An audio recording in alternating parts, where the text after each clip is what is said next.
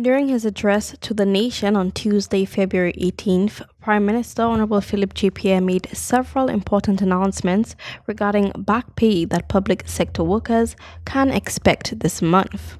He noted that in December 2024, the government negotiating team successfully concluded negotiations with the Trade Union Federation, which represents workers from various organizations, including the St. Lucia Civil Service Association, St. Lucia Fire Service Association, St. Lucia Medical and Dental Association, St. Lucia Nurses Association, St. Lucia's Teachers Union, and the Viewfort Dock and General Workers Union. The cabinet subsequently approved the agreement reached by the negotiating team in January 2025.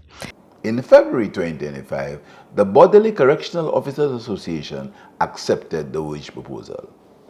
On February 2025, the government will pay a 6% tax-free back pay to all government employees from grade 1 to 18 for the triennium from April 1st, 2022 to March 31st, 2025. He reminded the public of the previous administration's decision to defer back pay owed to public sector workers for salary increases negotiated for the triennium 2019 to 2022. Pierre emphasized that despite facing a challenging fiscal situation upon taking office in 2021, his administration has fulfilled the prior government's commitments by making several payments to public sector workers and pensioners. For the current triennium from April 1st, 2022 to March 31st, 2025, the total payment will amount to approximately 34.5 million.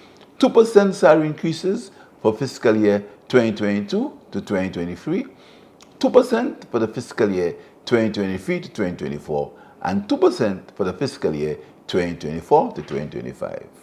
The back pay will be paid to all eligible public officers, fortnightly employees, and pensioners employed during that period. Additionally, the government will implement the increased salaries starting February 20th, 2025. For pensioners, a one-time payment totaling 1.5 million will also be dispersed on the same date. Moving forward, public officers from grades 1 to 18 will receive a 7% salary increase from the period April 1st, 2025 to March 31st, 2028.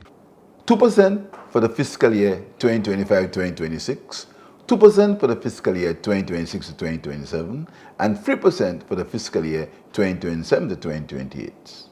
Although negotiations between the government negotiating team, the GNT, and the Police Welfare Association and the National Workers Union are still ongoing, police officers and fortnightly paid workers represented by the National Workers Union will receive their back pay together with other public sector workers. However, Pierre noted that he has instructed the government negotiating team to make every effort to resolve outstanding issues equitably and promptly. He acknowledged the impact of imported inflation and reiterated the government's commitment to implementing measures aimed at alleviating the cost of living for working families on island. We have increased the tax threshold to $25,000 per annum, removed service charges on basic foodstuff, provided subsidies on cooking gas, flour and rice, removed VAT on essential building materials and sanitary products, negotiated and facilitated the importation of poultry, meat, beef and pork products from Brazil in search of reduced prices.